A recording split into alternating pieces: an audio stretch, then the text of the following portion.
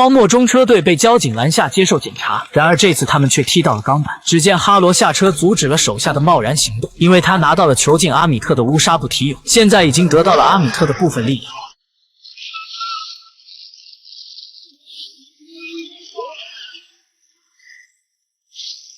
其实他并没有直接攻击执法者，而是审判了他们的灵魂。其中一人经常扶老太太过马路，所以他才能幸运的活下来。此刻莱拉想要趁机刺杀哈罗，却突然被装死的执法者叫住。原来河马神附体到他身上替马克传话，他说出马克很快就会复活，但前提要先复活孔苏给马克注入。就这样，莱拉暂时潜伏在哈罗的队伍之中。紧接着哈罗来到众神殿的金字塔，只需用拐杖一戳，金字塔仿佛接受到了芝麻开门的咒语，而众神的化身也察觉到了哈罗的入侵。莱拉知道众神只是执法者，并没有与哈罗的一战之力，于是他偷偷溜走，试图解救孔苏。的确如他所料，众神的化身不堪一击。随后哈罗摔碎乌纱布提俑，终于释放出了阿米特。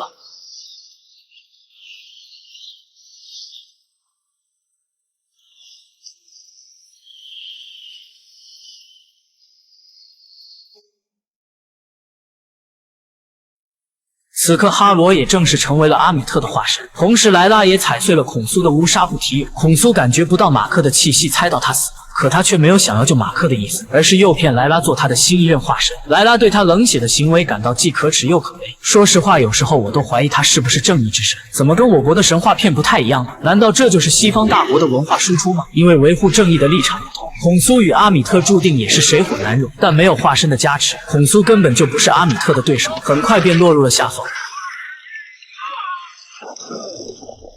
与此同时，画面拉回到冥界，由于关键时刻史蒂文勇敢牺牲自我，天平得到了平衡，马克也成功抵达了芦苇园，可他却接受不了失去史蒂文的存在，哪怕永远不能离开杜阿特，也要执着地去找回史蒂文的陪伴。其实在某种意义上来说，史蒂文不仅仅是他逃避恐惧的另一人格，而他们彼此更像是文景之交。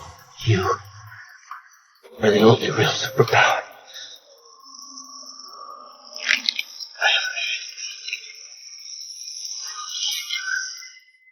没想到欧里西斯之门突然出现，并缓缓地打开。马克与史蒂文也在这时褪去了石化的外形，这也证明他们之间更加的信任和理解了。就在欢喜之余，杜阿特突然掀起数米狂沙，眼看就要将他们彻底吞没。危急时刻，河马神驾驶着诺亚方舟驶来，替他们挡下风沙，掩护他们离开。于是月光骑士再次变身，履行他之前的诺言。孔苏感应到马克复活，也立刻传送，他急切地要求马克参加战斗。不过这次却出了小意外，史蒂文占据身体，趁机与孔苏谈起条件，扬言事后必须释放马克的自由。融合后的月光骑士的确不一样，有脑子了。另一边，哈罗用权杖发出信号，命令他的所有信徒开始行动。他们利用天平审判那些将来会有罪的人。同一时间，大量的灵魂被阿米特吞噬，从而最快恢复到最佳状态。此时，月光骑士赶来阻止哈罗，仇人见面分外眼红。借助月光的力量，马克打出了最完美的暴击。化身与化身之间大战，本尊与本尊也是一触即发，拥有化身的参战。孔苏也瞬间恢复了以往的光辉，展示出了自己的真正实力。但一切并没有想象中的那么简单。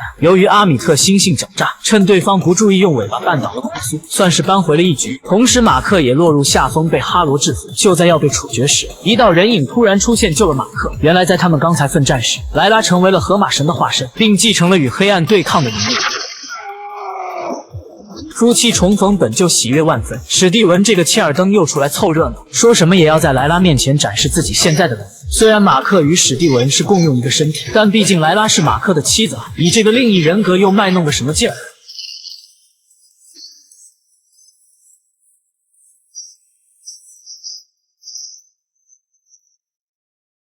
不过你还别说，融合后的月光骑士可以随意切换，果然能打出不一样的效果，让我眼前一亮，热血沸腾。再加上莱拉，哈罗已经彻底被他们压制。可哈罗太狡猾了，他向无辜的路人发起攻击，没办法，莱拉只能第一时间去保护无辜的人。但战机稍纵即逝，只因几秒钟的耽搁，情况就被逆转。马克即将再次被哈罗审判处死。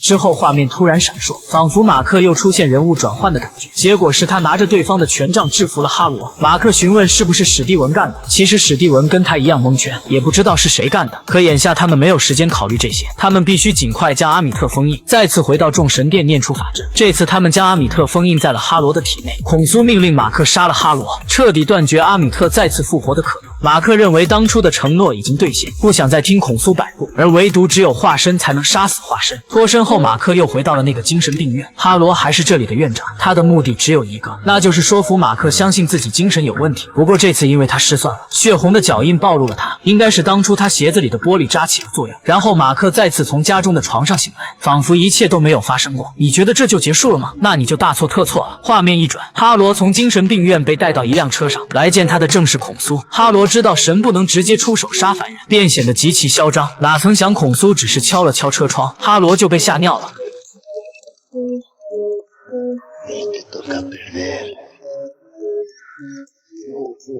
喂，想必他就是马克的第三人格杰克洛克利，两次危机逆转也都是他所为。当初孔苏正是因为马克的这个人格，才选他做了自己的化身。我想下一季就应该是他的主场了。